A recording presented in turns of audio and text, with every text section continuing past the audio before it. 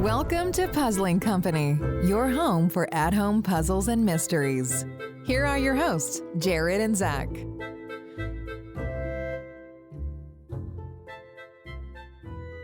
Well, welcome back to another episode of Puzzling Company. It is your host, Zach, and always with me is... It's Jared. Hi, Jared. How are you doing? I haven't been sleeping well, I'm going to be honest with you. That's not good. I know you're usually the one that comes into the office and I ask you how you slept last night, and you're like, I just couldn't. Inexistent. Yeah, I'm tired, like so much so that I was going through, Andy's frozen custard last night, and the person taking my order had the audacity to comment on how tired I looked. Dang. I know, like savage drive-through. That's how tired you were. That's how tired I looked yesterday. Well, hopefully you'll get some good sleep. But this is going to be a great episode. We are going to be discussing something that we like a lot. So, Jared, what's common in like the Goonies, Treasure Planet, pirate movies? What do all those have like a component of? An overzealot villain who is obsessed with some type of treasure. Treasure's interesting. What helps you lead to treasure? Oh, a map. Yes. Excellent. I love maps. And today we're going to be playing Legend, a game of maps. It was honestly a blast to play it, and we're really excited to talk about it. Stick with us. Zach, I'm so sorry to hear about the robbery at your house last night. Are you okay? I'm fine.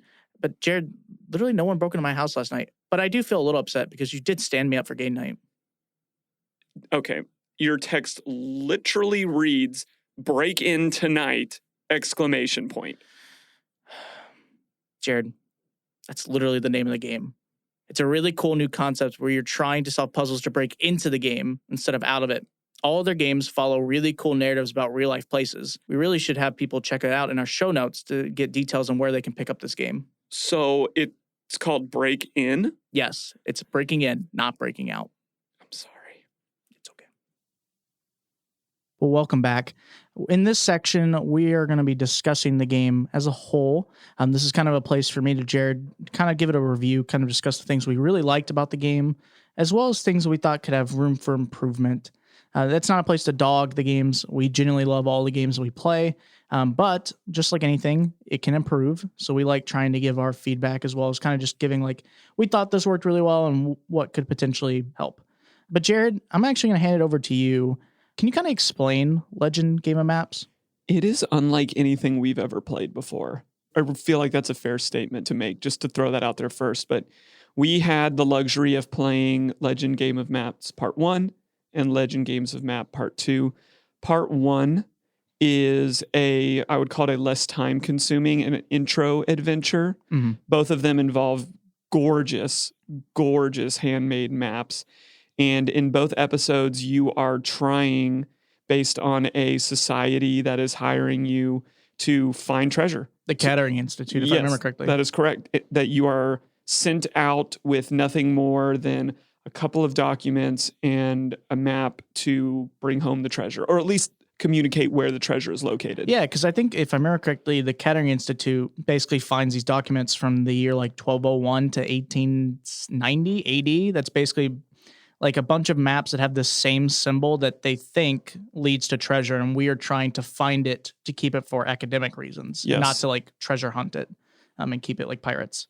But yeah, it's so well done. Like the maps just look beautiful. Yeah, that ties into the first thing that we really loved about this game is I'm trying to think of games where I opened up the game and I got goosebumps. And especially when we started playing Part 2, when we opened up Part 2 and saw everything, it was like, oh, like it was cool. It was one of those moments that you're like, yes, this is what immersive games do. And I think that's what you were talking about is the authenticity of the documents, the maps that we had. It could be real, Zach. Yeah. Like, I kind of hope it is real. Yeah.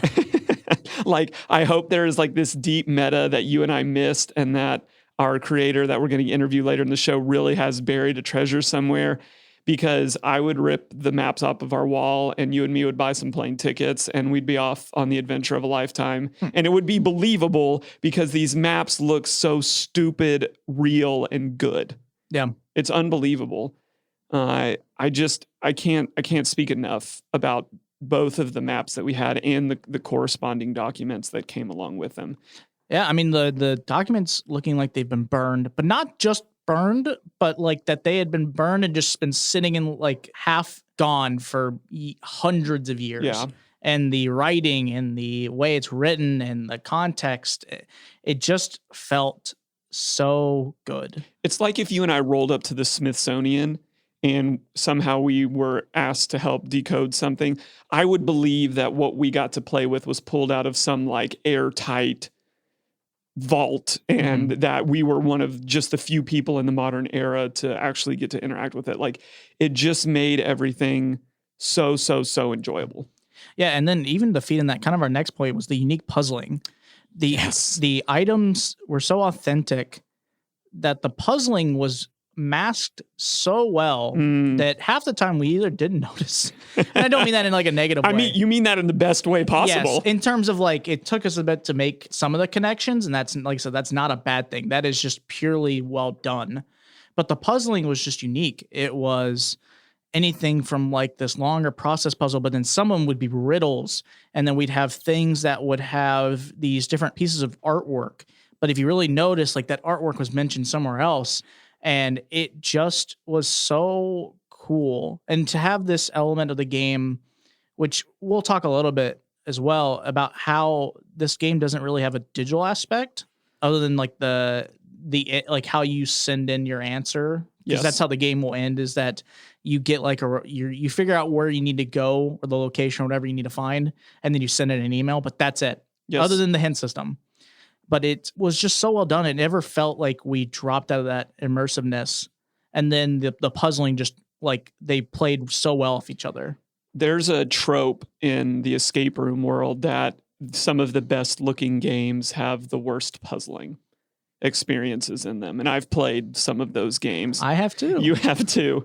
But the reason that is because it is so difficult and it takes such craft to then build a believable environment and then play a game within it. Yes. Because puzzles that are out of place and well built, and I should say well aesthetic or well built out, designed immersive escape rooms, they stick out like sore thumbs because you've built a world, but now the game that you've built into it doesn't fit into the world.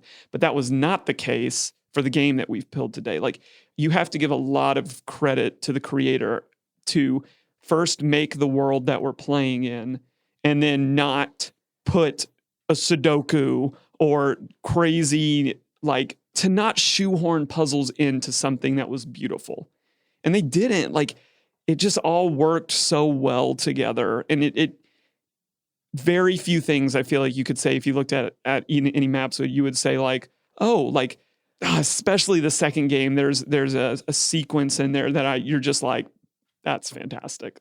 Yep. Millions of people could look at this map, and if they didn't know, they wouldn't put all of that together. Like, it was just really, really, really cool. And I think for a long time, we'll have these maps up on our wall and we'll just look at them and just be like, dang. Yep. That's impressive.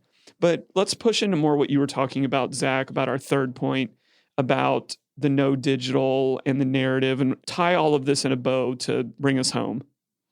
Yeah, so it having no digital aspect other than the hint system, it just worked well. The other 2 points we discussed just made that work even more, because we've played some games where it's mostly that way, but it has like a digital aspect in terms of like the answering system or for extra narrative. But this game does such a good job immersing you and keeping the narrative mostly simple. There's some things about the narrative that can feel like a lot just because it's like olden time kind of stuff.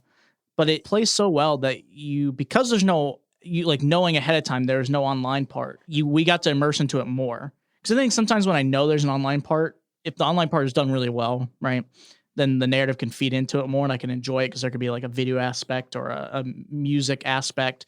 But in this game, like, just because of how the authentic the game pieces were and the puzzling, it kept us interested until the end. Yes. And that's very well done. It did, and it made the narrative make sense. Yes. The absence of digital, the just raw tangibility, and it was like candy for your eyes the whole time. But it was interesting because, correct me if I'm wrong, but there are no, beyond the letter that you get at the very beginning, that's kind of your onboarding and your opening, there's nothing from present time. The email you get when you complete the game, you send in your answer. That is the only other time that you get something that is present day. Right. So everything that means, if you're buying into the narrative of the game, right, that this has been sitting there for hundreds of years and nobody else has been able to solve it. And you don't have any cluing or hinting unless you go to the hint system to really push you. Like, it just made the narrative so believable that the puzzling fit the level of aesthetic beauty that we were looking at in these maps. Like, it's just a really good game. Like, I don't know how else to say it. Like, it is a really good game. I will give a couple caveats though to things that you may experience that I think will be helpful. Number one is game one is a lot shorter and a lot smaller in terms of items and time required. Yes. It was a good game. The real beauty, especially if you are a puzzle person, which we imagine a lot of people listening to this podcast are, a lot of the beauty and the appreciation comes when you get to game two. Yes. When you get to chapter 2. It's like reading a children's book and then reading a novel. Yeah. And that's not to say that it wasn't a great children's book. It's just, I was blown away at the difference between two. The other thing to be aware of is that there's stuff running between all of the games. And it's building. This is an ongoing story. You can play them episodically, but as Zach mentioned before, there's something else going on here. There's a larger narrative at hand. And if you played the first one, you get to do things in the second game that build. And I love that. I can't wait for the third game to come out. Yeah, same. But I also can't believe that this is our creator is an individual that does all of this by hand. Yeah, that's the insane part. That's the insane part of all of this. Well, if you can't tell, we really, really enjoyed this. But as always, we want to talk about where we felt like there was some room for improvements. And Zach, why don't you kick us off on that? Oh, man. Yeah, so the first thing I think we both thought that needed room for improvement, at least for us, was the process puzzles. It is majorly process puzzles. Specifically in the second game, there's like a bunch of small ones for one part of the game, and then there's one that is legitimately just one long process puzzle. Which I will say was masterfully crafted. Oh, it's so... Oh, that's the thing. It is very good. It's a crazy puzzle. But if you don't like process puzzles, right, you're going to run into like multiple of them, and one is one that is just extremely long. And I would argue the same thing for the first game. Like, a majority of your time in the first game is spent doing the same thing. It is, yeah. And it is a process. Like, the puzzling part of it, we've seen in a lot of other games. It looks awesome, but you've got to be okay going into this game being willing to go through some very heavy process puzzles. And I think that's just an opportunity to say, like, I think more diversity of puzzling in future games would be better because the section, to give a little context, Zach primarily tackled the process puzzle in game 2. Yeah. And then I was on this other pathway, which I think we would both agree was the more creative and well done.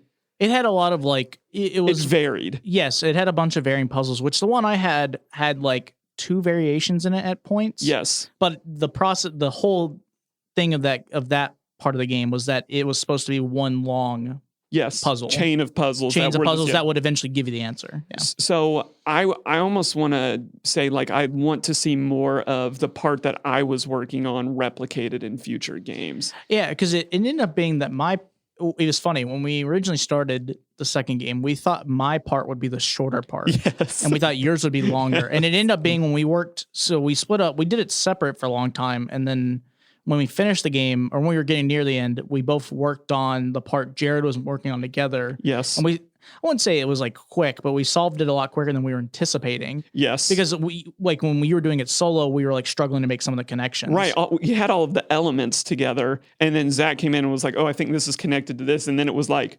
pew! Like, yeah, like we shot through it. But you couldn't do that with Zach's section. Yeah, because like I said, I don't want to spoil it or any, and it was very well done, but it was like I did this part. Okay, I got an answer. Oh, now it told me to do this part. And then it continued and continued and continued. And every time I thought I was near done, I found out another part had just been opened. Right.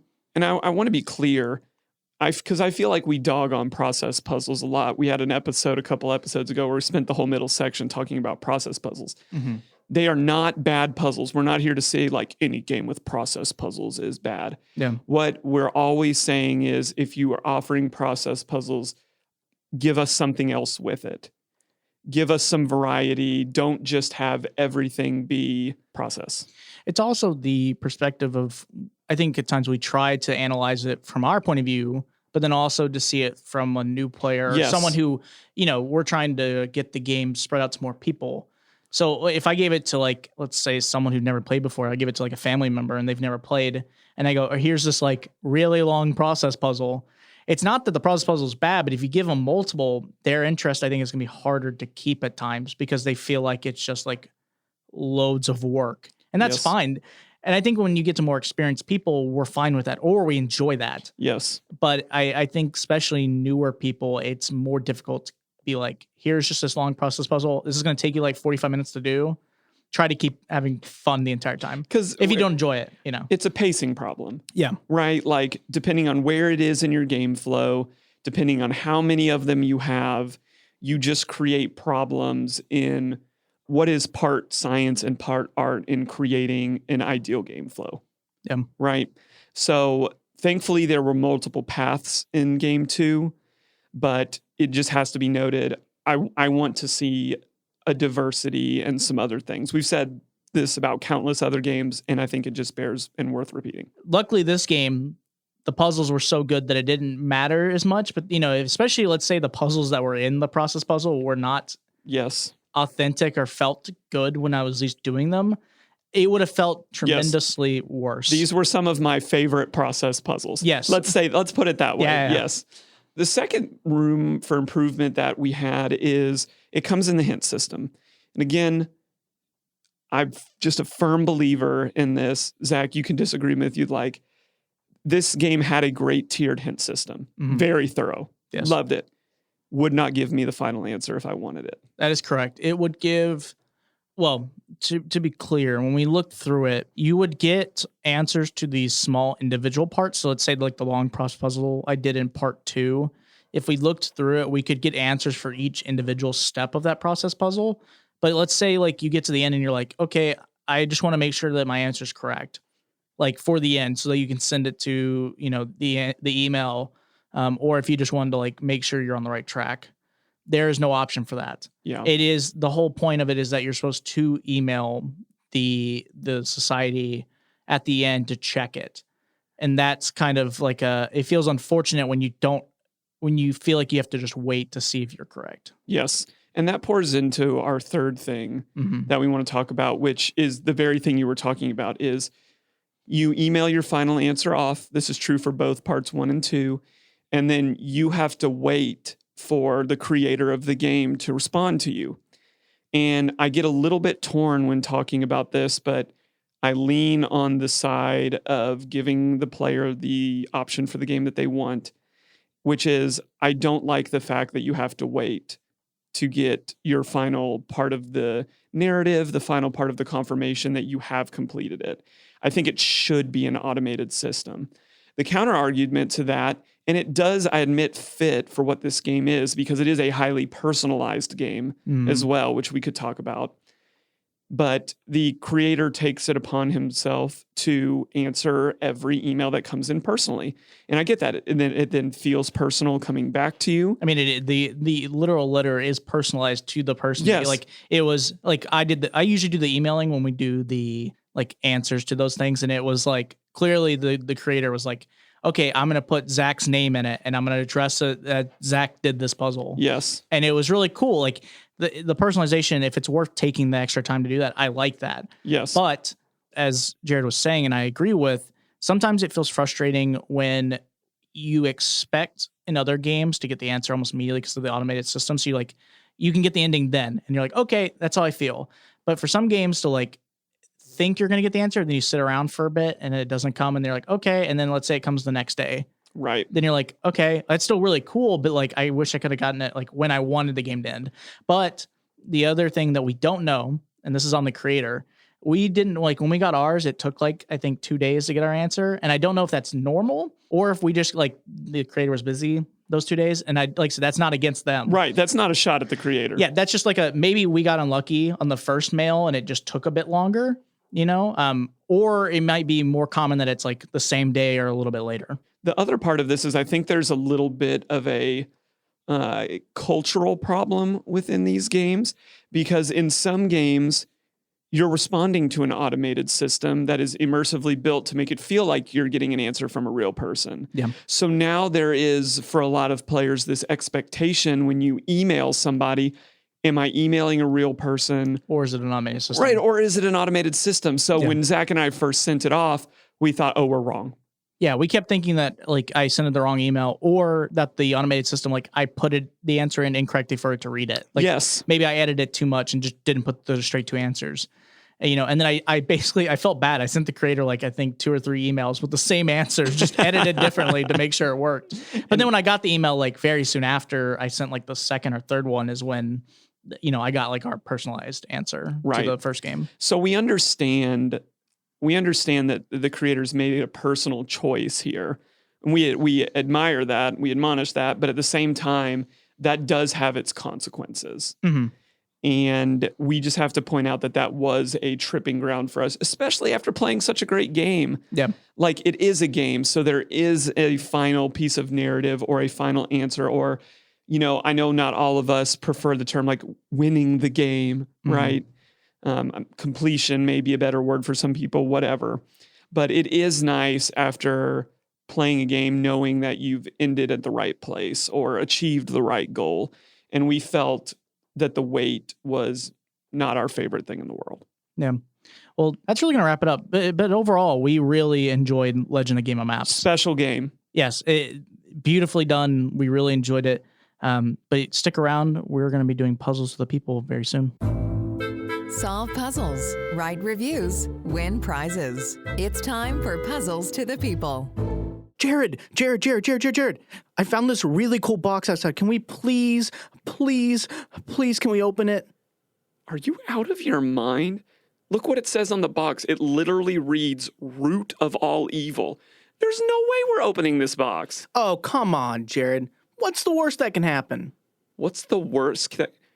Have you ever seen a horror movie? Listen, you don't split up your team. The basement is not a good hiding place. You don't give cute little creatures water. And above all, you don't open the mysterious and creepy box with the word evil on it. Please, Jared. No! But if you're listening and you have more guts than me, you should actually head over to crackanutmysteries.com and pick up a copy of Root of All Evil.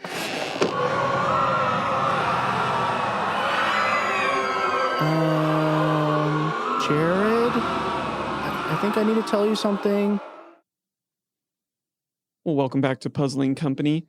Here in our middle section of the program, I love to ask Zach questions that he is not prepared for, but they always relate to the industry at large.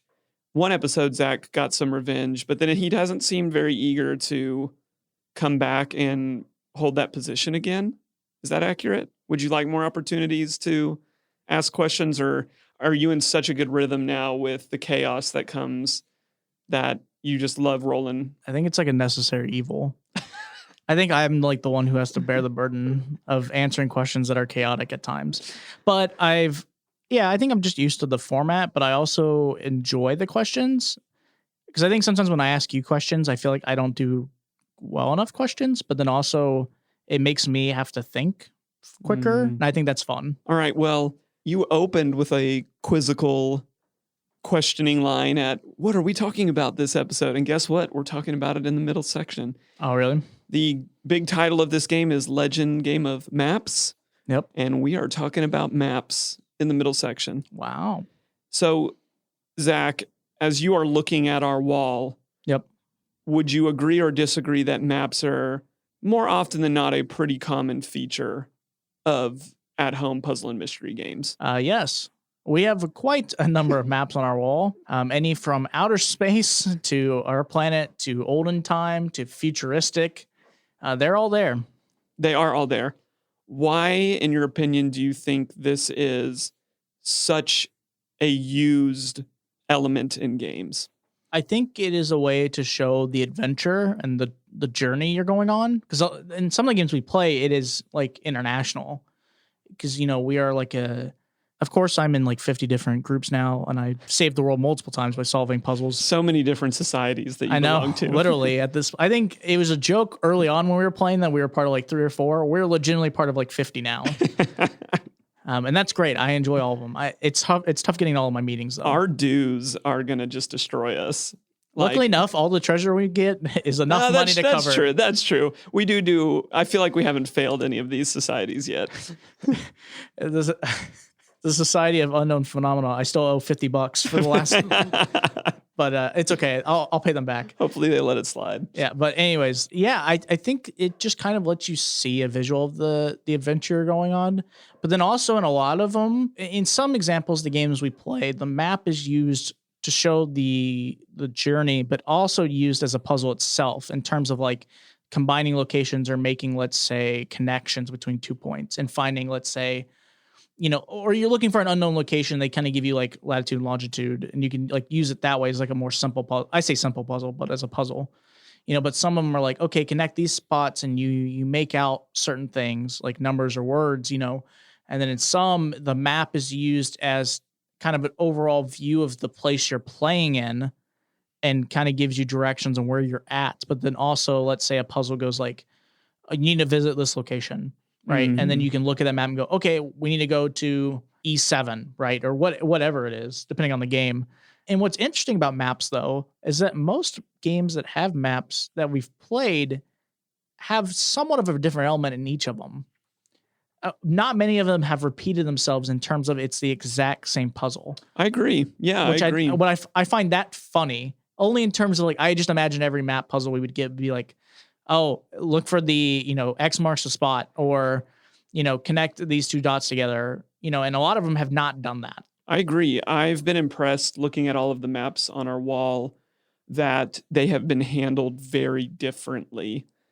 Yet it just bears saying that it feels like maps are just great places for puzzles. There's numbers, there's letters, there's all of this juicy, there's shapes it's like this juicy mixture of every good place to come up with a good puzzle that has a believable answer.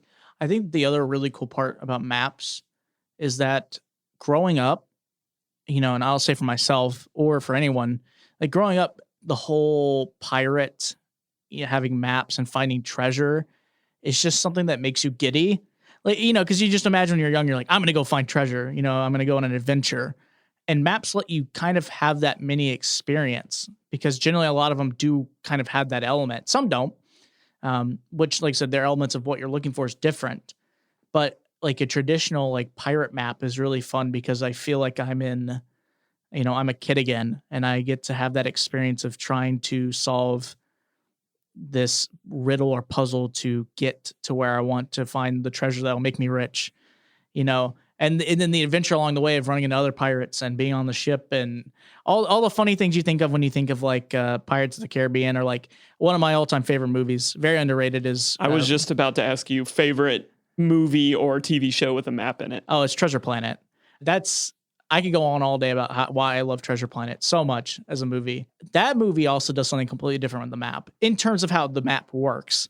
But it's just like... That's what like I said, it's funny. When I think of maps, I think of that movie, and it makes me wish I was in it. Not in terms of everything that happens in that movie, but like the adventure, and that it gives you that, like I said, it gives you that sense of being young again. And in terms of like not caring about anything, and your like only objective is to find that thing you truly want. Yeah, it's kind of the map of what's going to happen and what could happen, and it's freaking treasure, man. Like it just is so alluring. The other thing that I like about maps is it is providing a zoomed out context for the world that you're in. a little bit, because I think of immersion as a zoom in. Yes. Whether that's to a place or a time period, and we're going to zoom in there, and it is the creator's job to make me believe as we zoom in at this certain point in time or in this made-up world that I'm there. Like, that's how you're going to create immersion. But a lot of the best games that we've played have had maps in it, and it almost is like helps that because, okay, now we're zooming out, and you're giving me even more than I could possibly build out in my mind, and that's just really cool. Yeah, like I said, you get so caught up in I almost want to say the moment of being in that one location. But then, especially in games that make it more high risk, you realize how big, or I almost find the opposite point sometimes fun, is that how small you are compared to the overarching thing that is happening. Yeah. And I think that a lot in like space type of games, and this is a topic about space in general. But, sometimes you feel like what you're doing is super important and it will save everything. And a lot of times the goal of the game is that what you're doing is super important. But then also like to realize that you are just, when you look at space games, like you're just in this ship that's in the small part of this part of the like space. And you're trying to get all the way back to Earth. And you realize how small that is. Like, and you realize, oh crap, I'm in this world that is 80 bajillion times bigger than I am, but what I'm doing matters. And that's kind of cool. Or the opposite, you think it's insignificant. But in most games, obviously, they don't want you thinking that. You're obviously there to complete the tasks or the puzzles and be the hero of the story. It is. It's scope. Yeah. It really is. It puts so many things in perspective for world building. It just allows you to have a context that we're so familiar with, and it also has like a historical feel, right? Like it in our day and age, these type of maps don't exist anymore, right? The great cartographers of the past who did these by hand, well, everything now is digital, right? So it feels like these maps are valuable, they're rare, they're uncommon. But in today's day and age, it's like, well, just get on Google, bro. Like, wait, you don't. Jared, I got you a gift last year. It was that handmade map I made of you of Murfreesboro. You're not using it? Yeah. No, I know. I have it in like my the glove compartment, and I look at it. Okay, that's really good. Whew. I was scared when you made that comment that you didn't look at my map. It could have used some color or some street names, but it's fine. It works just fine. I put the cat on the corner to help you signify that street corner, okay? But I can't believe you're saying this right now. Anyways, continue. But wouldn't you agree, like, we also have to admit that for a lot of them, like I'm looking at some maps, especially in some of our crime games that are more modern and they serve more of a utilitarian purpose for solving the crime. Yes. But a lot of what's intriguing about, like I think about like in the Magic world, like ley lines. Yep. That's a cool map that it imposes on our map. It's kind of arcane. It's old. It's intriguing. We don't have that in the modern day. It's also like the old style maps of like, let's say pirate themed, is that it feels like it's a different world because it's mapped differently. If that makes sense. Like, modern day maps, we know what everything looks like.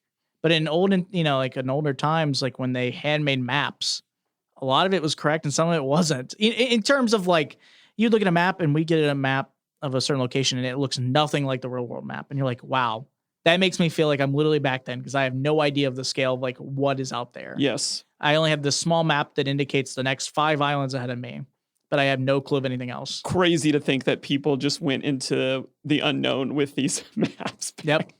Nope. Give me Google. Like, that's where I want Google Maps. That's where I want the safety of today. Yep. One interesting thing that came up recently to me, and I don't know that it applies so much in this world, but I want your take on it, is I played a game recently, a video game. I played it on my computer that I adore. It's called Death's Door. Yes. You and I talked a lot about this, but my number one gripe with the game was no map. Oh, yeah. There's no map in this game. So we play a lot of games that have no maps. Do you find yourself, when we're playing an at-home puzzle or mystery game, frustrated by that? Not having a map? Yeah. No. It depends on the game. Most games we play that have maps, the map has a true purpose and it's like rewarding. But there are games, at least from what I remember, there's not many games we've played where I wanted a map. Like, it didn't feel like we were missing a lot because there was not a map. Because most of those games are self-contained to the point that they tell you where you're at and you really don't have to worry about the big picture. Yes. Right? And then in other games, the purpose of the map, like you said, is to do that, is to remind you of where you are or the journey you're going on. So I don't think I would miss it if like games didn't have it, but it depends on the game. If the game like really relied on like the journey and it wanted me to visualize that and I didn't have a way to, then I'd potentially be disappointed. But that's really the only reason. I kind of want to stay in a little video game world here for a second because we're always talking about adjacent spaces. Yeah. Isn't it true that New World has no map, the new Amazon release? I believe it does. Oh, does it? I could be way off on that, but I thought I read an article that said like people are really frustrated that there's no world map. I think the world map works a little bit differently. I don't play New World, so if anyone's out there and they play New World, they can totally tell us we're wrong. All I remember is that I've had friends that have died in game because I've watched them play it, and then they teleport to a location. They like, and I can see them like looking at where some of the, but I think it works differently because the map isn't, like I said, it could be completely wrong. I think it works a little bit different. You have to like explore everything. It's not all open. There's probably not like a mini map or anything like that. I probably think. Would you play World of Warcraft if there was no world map? Like at all? At all. If I even play World of Warcraft. Anyways, let's say either of the MMOs I'm currently playing, which is World of Warcraft or Final Fantasy, if they didn't have a world map at all, it'd be weird. Yes, just because I'm so used to it. As well as in those games, scales everything. Like, right, you are in either game or most games, you are the hero or the person there to. So it'd be weird to be like, okay, I'm going to travel this place, but I have no map, like where that is. But it'd be interesting because I think in New World it could be cool because I don't play it, but that game is about exploring a new world. It is about the exploration. I think in games that. In some other games like World of Warcraft or like Final Fantasy, it's less of that. It's you generally know the space. You explore new places when you go to like meet new people and adventures. But like New World is about the exploration. I'm looking around more and more at what's on our wall. Tell me a game that doesn't have a map. I'm like tripping out. Like I'm trying to look around and see. I just don't think there's very many that didn't go that route. Yeah, the one I'm looking at is Witchery Spell, but it does have, I think it technically has like a star chart that helps. But that's not like a map, but that's like it is a map of the stars. Sure. But yeah, like in most games we play, it does have some form of a map. Or visual context for the world that you're in. Yeah. The only one that I can think of that we've played is the Enigma deck, but that didn't have really much of a story to go along with it either. Yeah. So here's my question. Sure. Do maps intrinsically help narratives? I think this is hard. This is always my answer. It feels like it just depends. I think games that rely on that adventure, it does benefit if the map is well done. Just like anything. Well done makes me feel better about it. So wait, so do you mean like if it's used in a puzzling context? Like if you got a game that just or narratively it fed into it really well. Like let's talk about the game like Legend Game of Maps. Let's say for some reason a map part of it was never used as a puzzle, but it looked so well and made me keep the made me fit the narrative into it. I'd be fine with it. But in other games, like if I played a game where I traveled across the ocean once, I don't know if the map is super necessary unless it really plays into the game more. Does that make sense? Or it gives me more of a narrative reason. But if you're just like, here's a map, and I'm playing a random true crime solver and and the location does not matter at all, then why is it there? I'm looking up here at Murders by Mail. Yes. If that game doesn't have a map, it falls way off in my opinion. Oh, that game plays around the map like no tomorrow. Yeah. That's the purpose of the game almost, is that right, but it is the interaction in the map. But I could argue like it could have done just fine with just giving us like the phone that told you the phone book. Yeah, it could have, but the map but that game intrinsically benefited from having the map. Yes. Like I'm looking around and I'm like, I don't know a game that I'm not like it's hard. I'm not saying like every game should have a map.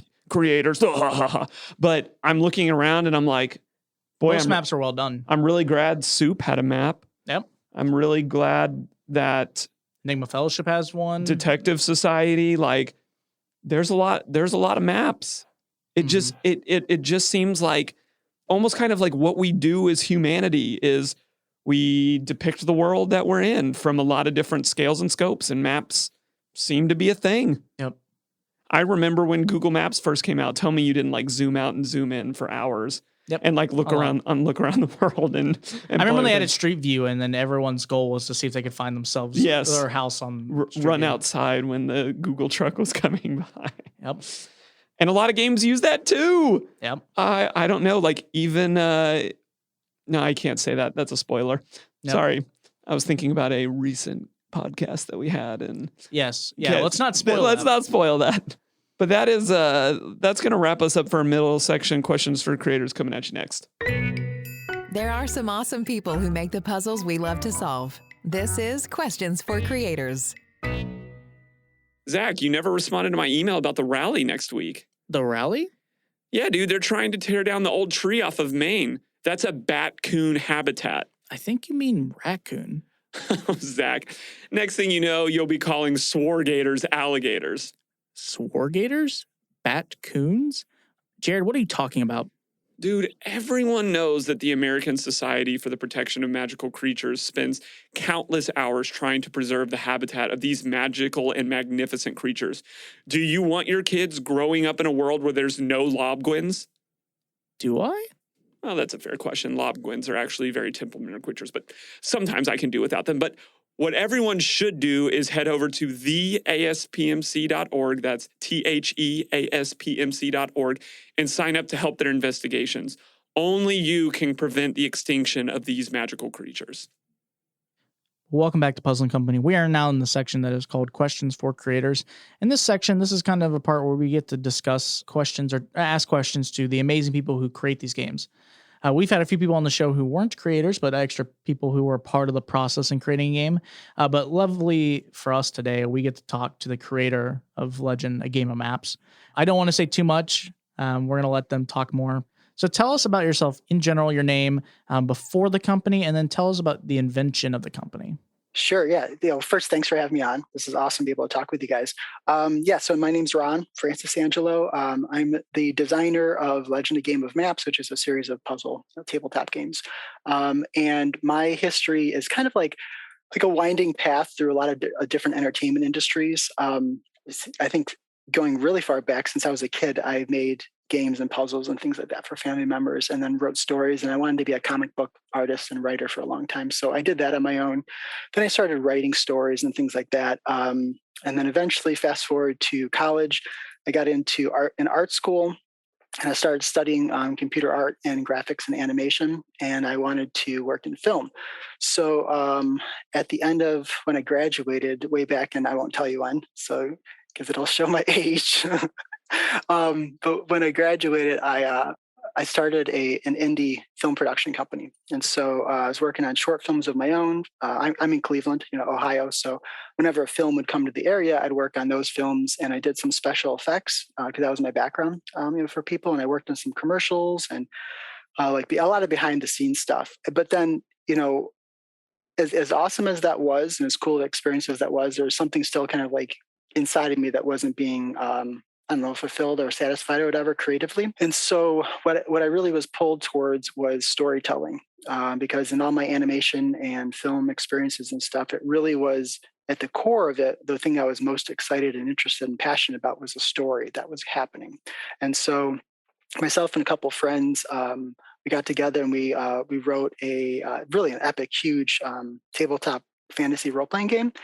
We got all these artists and all this art done, and it was awesome. And it almost got done. It's kind of close. But anyways, we did that, and I had a great time doing that. And after that, I did a lot of indie stuff on my own. I wrote a novel. I wrote a bunch of short stories. And eventually, I got into designing the tabletop games. And in my first game, I had a lot of games going, side games, like a card game and an adventure tabletop game and stuff. But for a friend of mine, I think it was for her birthday, I forget. I wanted to make a puzzle game that was really rich with story. So it was a very immersive game that would take the player into another world, so to speak, and give them an experience and I want to get to that in a second too. But it would give them an experience. It wasn't just opening up a book or because I love video games too, and I've worked for I did some freelance work for a video game company, and as awesome as that stuff is, and I love it. I still to this day I love video games. It's on a two-dimensional glass screen, and movies two-dimensional screen, and books as amazing as it is, and like the story opening up in my imagination, it's on a page. And so I really wanted to create something that was real world, like to bring those experiences of a movie or game or whatever into the real world to give an experience. So anyway, so I made a game, a puzzle kind of pirate treasure hunt game for her, and it was all done by hand, and the map was done by hand. And eventually, that became Legend of Game of Maps. That was kind of like the seed for it, and I wanted to try to bring that to a larger audience and see if it would work. And so I started making them by hand and selling them on Etsy. And over the years, it's kind of blossomed, and more people have been interested. And then I made it's a multiple part series. So I made part 2, and that's up on Etsy. And part 3 is in the works. So it's like it's a arching storyline that goes throughout not all of human history, but a lot of the important parts of human history throughout throughout the world, and kind of follow. I don't want to give away too many spoilers, but you follow a path of treasures throughout history and around the world, and you're kind of like trying to track it down. So that is the long answer to your short question. So it's very clear from this game that you must have some passion about maps. Tell us about that passion and how that came about and how you've infused that into the game. That's a really great question, because I think I can't speak for other people, but I would imagine any designer of a game, there's something about that game experience that they're designing that they're really passionate about. And for me, yeah, I've been in love. I've just been like really admired the beautiful maps throughout history. And I think growing up as a kid in the 80s, there were some movies that really lit my imagination on fire, and they had maps as a big part of it. Obviously, Goonies was a big one. That map is just still is in my mind, just a beautiful, beautiful map with so much mystery in it, and it's awesome puzzles and stuff like that. And then there was a movie, I don't know if you guys have seen it, called Time Bandits, where this map that it's more of like an abstract map, but it's like on this it's a huge map, and it's this dark blue, thick canvassy kind of almost like thick paper, and it's like a map throughout time. It's like a time map, so to speak. And then like later on you have movies like Pirates of the Caribbean, when their maps are just so rich and epic. And so you asked about like what I might be like interested in when it comes to that kind of stuff. And I think I don't know, ever since I was a kid, I've just been really drawn to them. And I think a large part of that is because it's like a map is like a window, and it's a window into another world. And even like Lord of the Rings, like that, any type of fantasy game or story or whatever that has a map, like for me, when I look at that, it's almost as if I'm looking at the world from like a satellite point of view. And in that map, whether it's a beautiful color map or a really crude, just line drawing, in that map, it holds pretty much like all the elements of the story from start to finish. Like if you take Lord of the Rings, for example, you have the Shire and the Hobbits all the way to Mount Doom and Sauron and the destruction of the ring and everything. Hopefully I didn't spoil that for anyone who hasn't read that story. But but so the entire story is contained in imagery, and there's just something really fascinating to me about that, where you have like and even like throughout history. So you have this thing called a map, and it's a utilitarian thing. It's a tool that can be used to navigate the world, but yet it also throughout history, these maps capture a point in time that captures the technology of the time period, and also the beliefs of the time period, and the understanding of the world of the time period. So it captures so much of who the people were, what was important to them, and their technologies and what they did to navigate and to stay safe and everything. So to me, a map is an entire story embedded into a single oftentimes one page image that is just fascinating to me. And the last thing I'll say about it that I just think is so amazing about a map is that it's immersive in the sense that it's almost like an invitation, where I enter into a world through this map, but yet the map, even if it looks simple, is so deep regarding like what can be explored and experienced through it. So So it's just, I don't even want to call them layers. It's just like an entire world I can get deeper and deeper into and explore that world through a single, whatever small page document. So tell us why authenticity is so important to your process when creating your games. I think for me, it's about bringing a story, regardless of what the story is, whether it's fantasy, science fiction, historical fiction, whatever, and taking that story and bringing it as best I can into the real world to turn it into more of an immersive experience that people can enjoy. And so, because it's in my imagination, and like, how do I get it out, to people? And so, it was really important for me to create it in the real world. And when you talk about things like a mass production kind of thing, where you have like maybe printers or manufacturers printing or cutting paper or whatever, like yes, it would probably play the same. It might even look really awesome. But I love crafting it by hand because, well, first of all, I love to get my hands involved with creating something because I'm an artist and a craftsman, and I just love to have that like visceral feeling of the paper, and then when a fire and dirt or wherever I'm using to like to age like the documents. So there's something about that. Whereas to get these games into the hands of a player, like I keep pushing that word experience because that's what I really want to get across to the person. I want them to have an experience. And part of that is the gameplay for sure. Part of that's the story that they experience, but I want it to be stronger than that and to be lasting in their memory. So the smell is a big part of it because I burn the pages so they smell burnt, and they smell like old paper. When I age them, and I have tutorials on my website for like people who want to do this at home. When I age them, I stain the paper, and I've experimented with all these different kinds of stains to find the right ones that look and feel right. I use heat, and oftentimes in drying the documents, makes them crinkly, cracks the edges. Yeah, so I just want the whole experience to feel real. And I guess what I'm trying to say, to summarize all this, is what happens, like what ends up being in the player's hands, I want to seem so realistic that it really, like, they can't tell the difference between that and some kind of antique artifact that their hand, because in my experience, there's something so different than reading a book or playing a video game or watching a movie with something old and then going to a museum and looking at this artifact in front of me that I can't touch, but I can see dirt on it, or I can see stains like a patina of like age on the copper or whatever. That's like, wow, that someone used that. And I can see where they used a lot of it because their fingerprints left whatever marks on it or something. And there's just something to me so much more magical about a real document than a mass produced one. How do you think about puzzle creation, masking when you're working with, in what feels like a lot of your games, not a whole lot? It's a map, maybe a few documents, and yet you've been able to put this entire puzzling game in there. How do you do that? How do you go about thinking through that? To compare it to a book again, like when I write a story, it's words on a piece of paper, and myself or someone else reads it, and it creates this story, this environment in the imagination.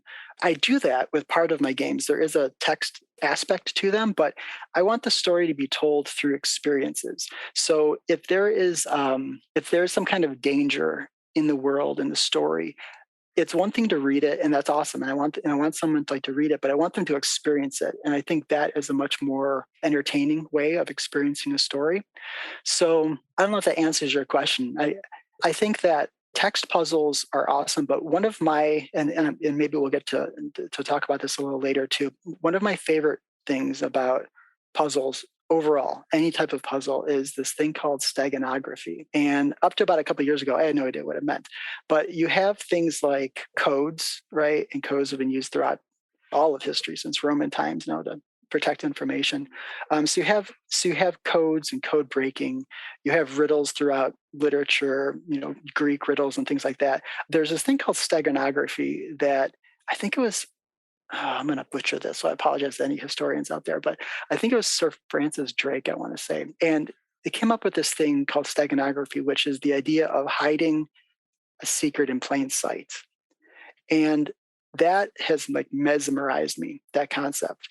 And when I learned about it, and I learned about how whoever it was, Sir Francis Drake and people after him, started doing that, I'm like, this is incredible. You're able to speak, to communicate with the person secretly in a way that people looking at the document will have no idea it's there. And that is just fascinates me. So to get back to your point, it's the idea of telling a story through experiences, creating riddles and puzzles into documents that you have to search for them. So it's not just a text-based thing we have to solve. Well, while that is there, there's just something to me that's really important and entertaining about building the architecture of a puzzle and having the story be kind of one with it, if that makes sense. They kind of just go back and forth and they almost need each other. Honestly, they need each other to have the whole experience.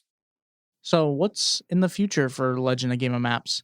You can tell us as much as you want or as little, but we are excited to see if there's more coming our way.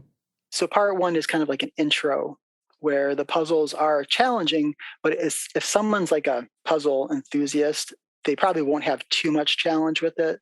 But for a beginner, it's a great entry to experience, the puzzle solving experience, and also to especially be able to share it with family or friends. I think that is a really big part of the experience of enjoying the game. The second part is much more challenging. It's much bigger. It starts to branch. It starts breaking off into like two directions, and the third one is in the works. I'm starting to design the puzzle, design the maps. It's more like the word I mentioned, steganography. It's more things in front of you that you cannot, and I don't mean text when I say this, things in front of you that you cannot translate until you get a key later on or you break code later on to be able to give you the knowledge to go back and to start, reevaluating what you've already seen that you didn't know were puzzles. So I'm working on the third one, and like I said, in the map for that, and it's starting to expand the story.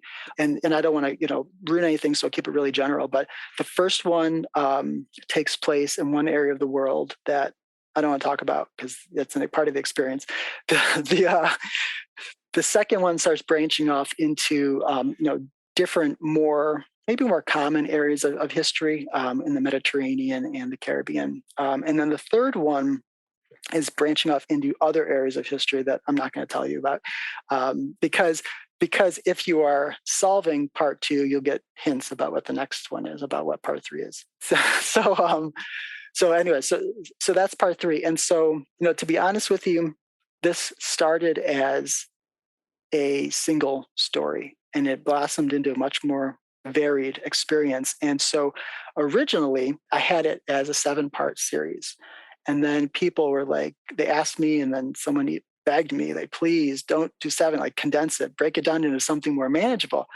So I thought about it and I thought, okay, I'll try that out because I'm not, being able to get these out every like 6 months or a year, even a year. And I think I would need to do that to have such a long series. So I've been starting to condense things, multiple games, kind of like how I can turn this part of the story into one. So I'm aiming for 4 parts. And the interesting thing is about this game is that each game is self-contained. So you can play part 2 if you wanted to, without playing part 1. It'll make more sense if you play them in order, but there's an overarching puzzle, which is like the foundation underneath all the games. And that's like the quote unquote main puzzle that a person is experiencing and hopefully solving. And to do that, you need all of the games, which hopefully will be 4, all 4 games with their codes in them, with the fragments of puzzles, and with the insights that you've gained along the way to be able to solve the overarching puzzle. The question we ask everybody, because we think it's important to show love to other creators out there, is what else are you playing? What else can be in this world, video games, whatever, but what else have you played, heard well about, and think our audience would enjoy? I've been talking a lot with Rita Orlov. She makes some really neat games. So I think and while I haven't played any of her games, I'm kind of privy to some like behind the scenes stuff, and it's really some beautiful artwork, some really just clever design and stuff. So I think I would point people to that. I think she does really good work. And there's these the Facebook as a puzzle people, I think the puzzle people group, and so that's like a lot of fans of puzzle games. So I think there's a lot of information there as well, where a lot of the indie game designers kind of hang out in there and share experiences and some of their designs, and people like have a lot of interaction. So I think that's another really great place to kind of interact and find good games. And yeah, so I think that would be regarding tabletop stuff.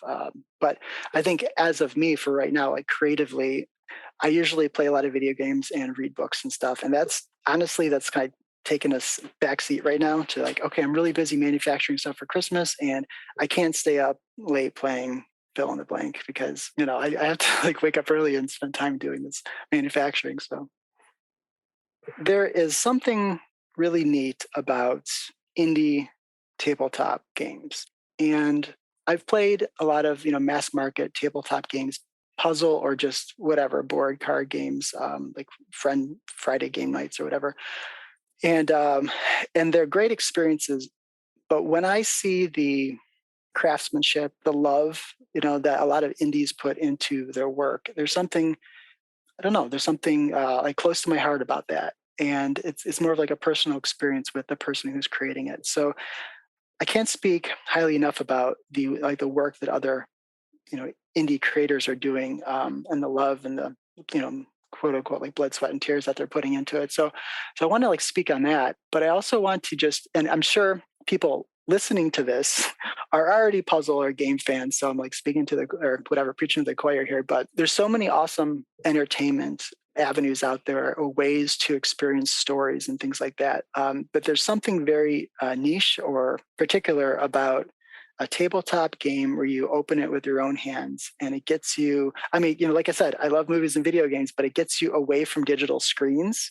It maybe helps you bond and, connect with family members or friends and to solve something that you're all enjoying at the same time and bouncing ideas off each other, teamwork, things of that nature. And I think it can build a lot of relationships and it leaves you with something that you have in your hands that you can keep forever or share with another friend. So when it comes to in-person, physical, like tangible game experiences that people buy or, get in the mail from like an indie developer, there's some kind of magic there that I think is not completely lost, but more shallowly experienced with mass market games. And I hope people, continue to really seek out these indie developers who are doing really magical, mysterious, wonderful things. But sometimes it's in their basement and not a lot of people know about it. So sometimes they have to be hunted down. But I think, I think it is worth it when people find something that really, touches them and gives them an experience of adventure.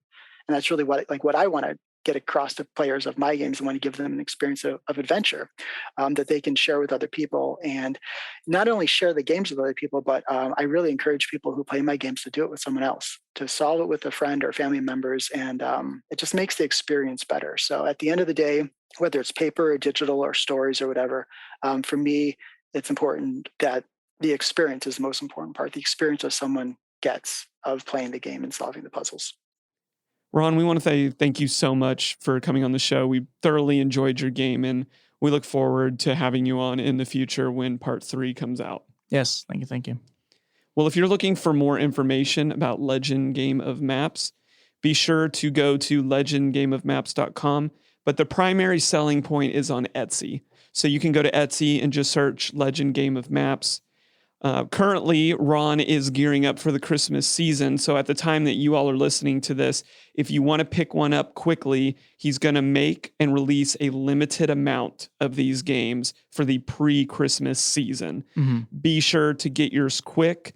He is stocking up. They will go very quickly around the holiday season. Yep. So be sure to pick yours up. This is a game that you do not want to miss. Would be a great stocking stuffer. Oh yeah. If I got this in my stocking, I'd pee my pants. Like, like what a awesome stocking stuffer. Yeah, it'd be cool. Zach, how can people help us on our journey across our map? That's a great question. You can help us many ways. First, I just want to say we've appreciated all the love and support we've gotten from everyone.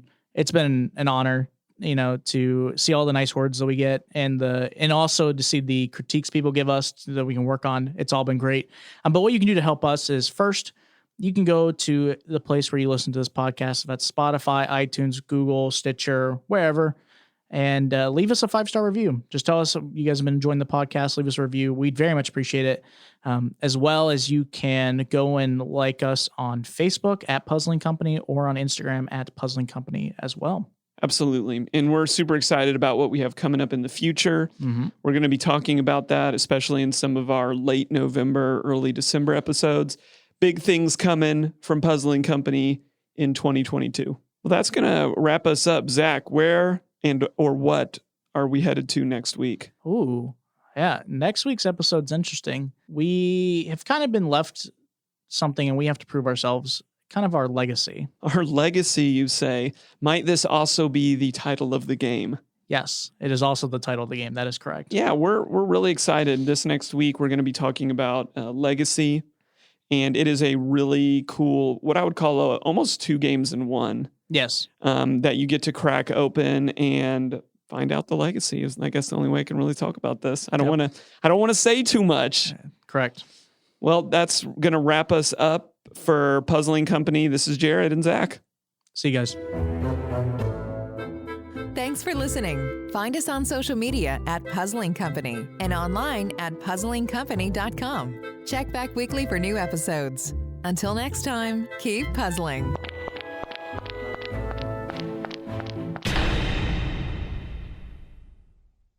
This has been Rogue Media Network Podcast.